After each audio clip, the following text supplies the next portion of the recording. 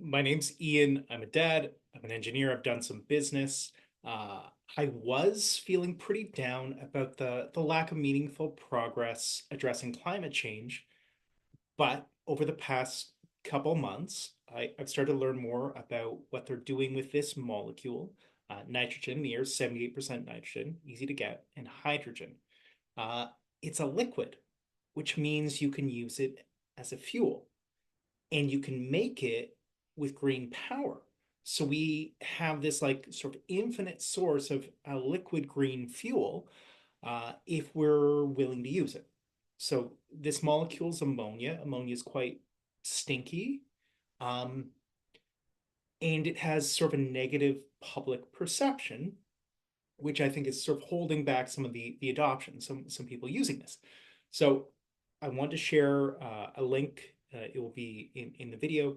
Um, there was just a big study of people who work on ships and around ships um, to see, what their hesitation is or their willingness to work on ships that use ammonia as a green fuel.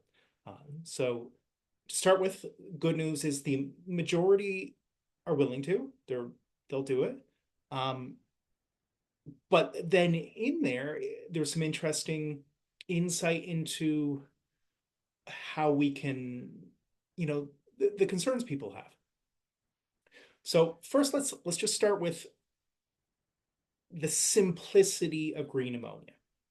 Um, you take green power, but you don't need to be attached to a grid, right? So you can just have a turbine or some solar cells. So this can be done anywhere. You take the green power, you connect it with electrolyzers to create hydrogen. You split water into hydrogen and oxygen.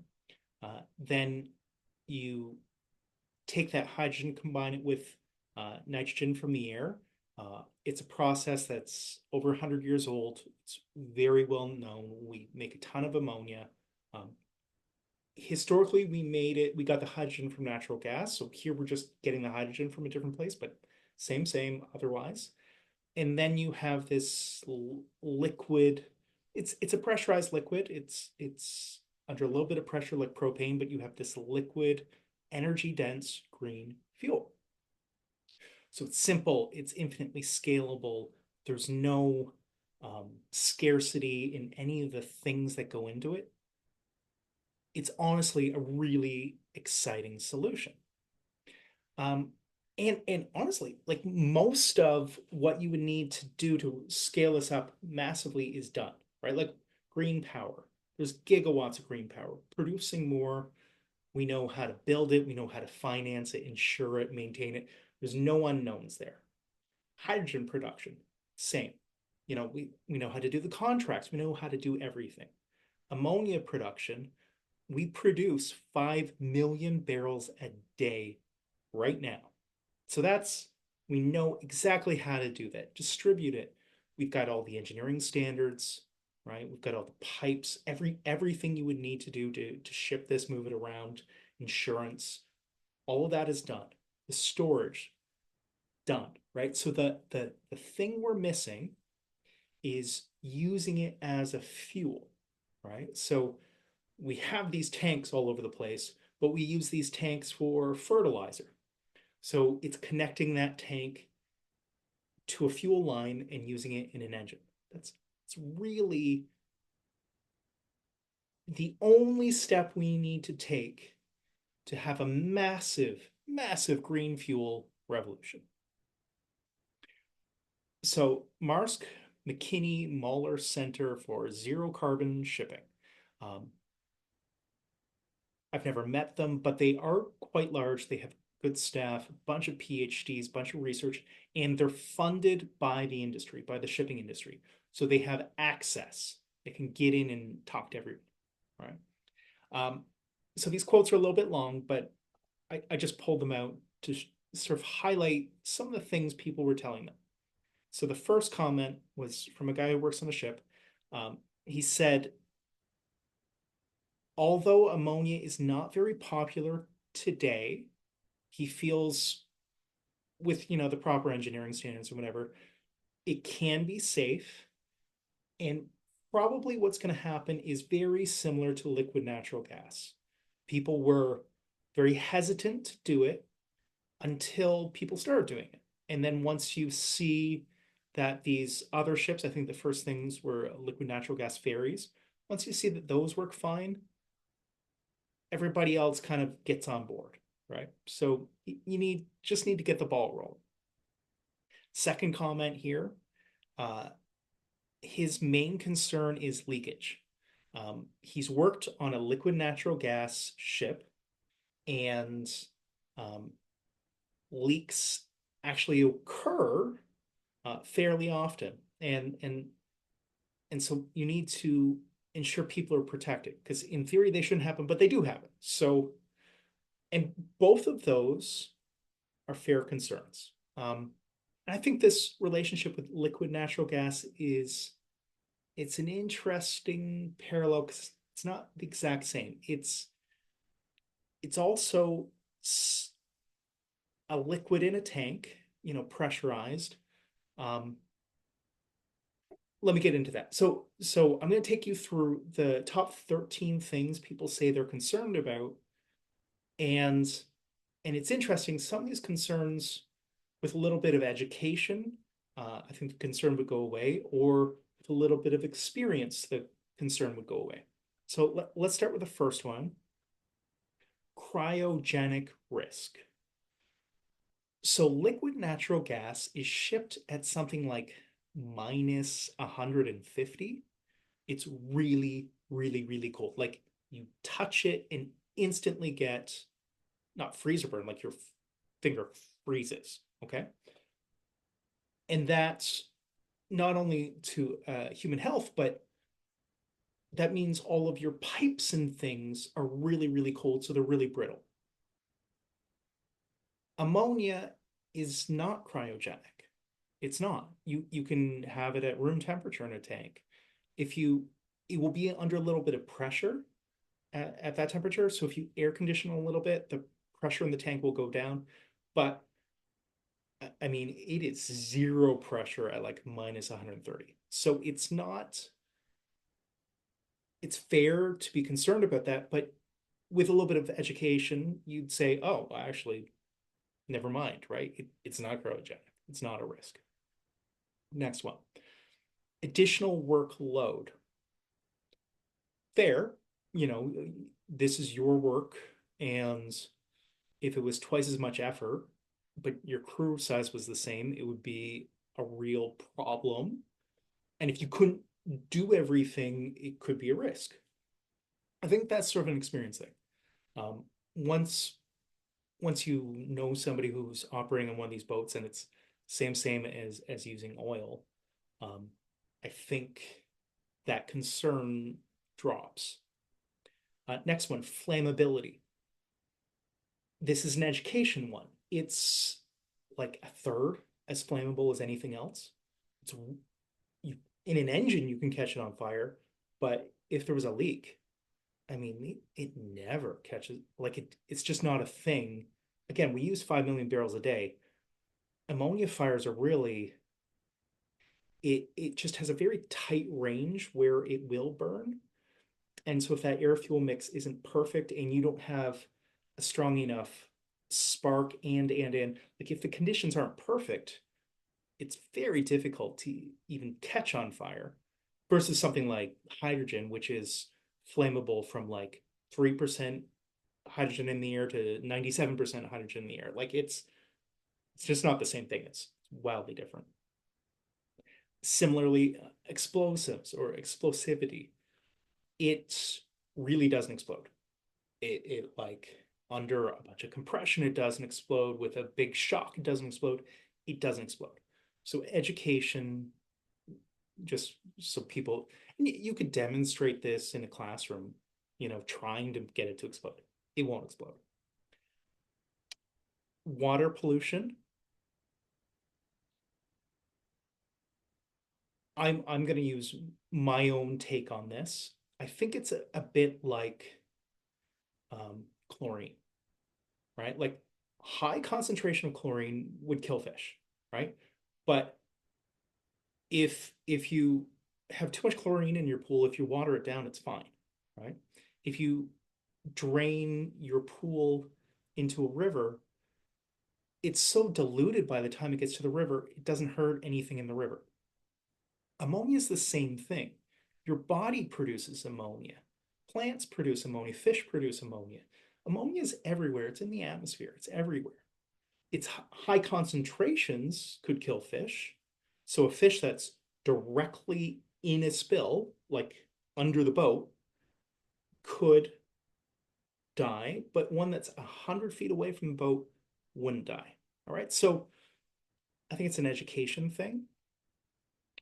Emergency response, I think it's both education and experience, right?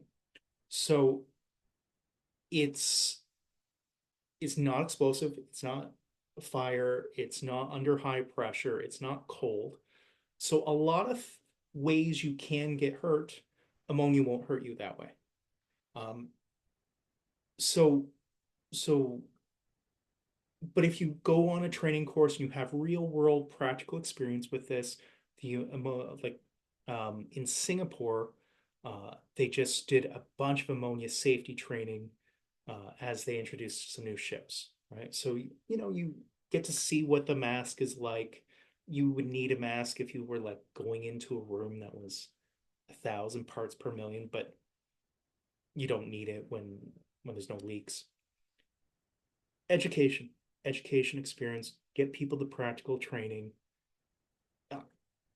I think there's no downside to practical training. Okay? But we use 5 million barrels a day. So the training takes place. We know how to do this. There's no unknowns. It's just getting these people the experience. And of course, we ship this stuff all the time. We ship it all the time. So the difference is the the liquid is now in a fuel line going into the engine room rather than being in containers. We already ship this, right? It's not that much different. Maintenance, again, um, because it's not super cold, it's more like dealing with oil than it is dealing with cryogenic liquid natural gas. Um, but people experience will tell people that it's more or less the same or it's fine. Um, Education, I don't think you're not, you can flush all these lines, so you're probably actually not touching ammonia at any point. Um, so it's the same wrench, it's the same bolt, it's the same. Storage. Again, some people have worked on ships with this, some people have not. Um, Anyone who's worked on a ship with it, you know, it's just a tank. It's not a cryogenic, it's not super complicated, it's super simple, it's steel. Air pollution. Air pollution. So there's two parts to this. One, like water pollution. If it leaks, it comes out as a liquid, but it will evaporate fairly quickly. So it does go up into the air. But I'm producing ammonia right now. There's ammonia in the air. Once it's dispersed, it's fine in the air. It's not hurt anything. When you combust it, if your combustion is complete, so if it fully burns in that cylinder, you end up with nitrogen and water. Um, so that's not pollution. If you tune your engine really poorly, you can end up with some nitrous oxide. That is not how these big ships work. So there's several big ships operating on ammonia right now, and they're testing, and the air pollution is fine. So I think it's an education thing, really. Um, Leakage, again, we ship it, you know. So the leakage concern is an education piece, like how do you respond to a leak? Um, do you definitely have the right valves so you can isolate things? Can you flush lines? So there's a design piece to this to make sure that any leak could be isolated and repaired. Um, there's another piece with air circulation. So if the leak is in a confined space, how do you properly vent that? There's another piece which is detection. You don't want to walk into a room only to find out that it's full of ammonia fumes. So, but though, I mean, those sensors exist. So there's a training piece, and then there's an engineering piece getting any safety system to detect and clean up any ammonia issues. Fair concern. Um, I know several of the class societies, several of the different types of ships have already implemented the engineering standards for the safety. Um, Fair concern though. Ammonia characteristics. I think this is an education piece, really. So, if you smell ammonia, does that mean you're in danger? Well, I'm just giving you an example. You can smell it at like 3 parts per million, and it's dangerous for an extended period of time at 300. So 300 times, sorry, 100 times more. So just understanding those risks. Just because you can smell it doesn't mean, hit a fire alarm and everybody panics. It means you probably should find the source of the leak. It's an education thing, a practice thing, a standard operating procedure thing. Human health, similar to the smell thing. Um, you should understand. I mean, every WMS training, people should have really good understanding of any risk they're exposed to. So your body produces ammonia. It's not in small quantities, not going to hurt your organs. It doesn't accumulate, doesn't cause cancer, doesn't do any of that stuff. It's a strong base. So, like a strong acid, if you got it on your skin, got it in your eyes and your mouth, it will burn you. It's sucks water out of things. So, if you got it in your eyes, it's going to suck the water out of your eyes. So, you want to irrigate your eyes, get water in there to flush out the ammonia. Um, so just understanding the risks to health are it's a training thing. It's having the right engineering, you know, enough escape doors, enough safety masks, enough wash stations, all addressable, right? Last one, toxicity. So apologize for sort of repeating myself. These topics sort of overlap. Uh, this, I think, is largely an education piece. So ammonia can hurt you, um, but the truth is, all fuels can hurt you, right? So ammonia, if you were in a room with 300 parts per million for half an hour, it could do some permanent damage. If you were in that same room, but it was carbon monoxide at that um, level, you'd die. If you were in that room with gasoline, it would start eating your brain and you might die. Um, Methanol, same sort of thing. So it is in high concentrations, it will hurt you. Understanding that risk and how it compares to other risks, just sort of to benchmark it, I think is an education and training piece. Um, this is from another shipping group, but sort of how they break down the risks. First, they look at risks due to sort of a ship collision or another, like a weather event or something catastrophic. So, what would happen in those situations? Next is if there was a big gas release, right? So that's having like vents, engine room designs where people can easily get out, right? Like it's not too confined space where you can't do rescue if somebody got hurt, and risk reduction. The engineers and the safety societies are all going through each of these individual risks and making detailed plans. There's ships in operation. So I think over time, as people are exposed to it and get education on it, this will get adopted, right? So, summary, in people's perceived risks, there's some things that are simply just misnomers, right? It's not cryogenic, it's not explosive, so don't worry about that. Other things that are matters of experience. Is this going to be a real hassle to maintain? And then issues of risk mitigation. So making sure that the engine room vent design is in place, that it's operational, that you can test it, you can do preventive maintenance on it. Anyway, so, but ships alone are 3% of the greenhouse gases. And most new ship orders are for flex fuel, so they can run on green ammonia. And most crews are willing to work on green ammonia.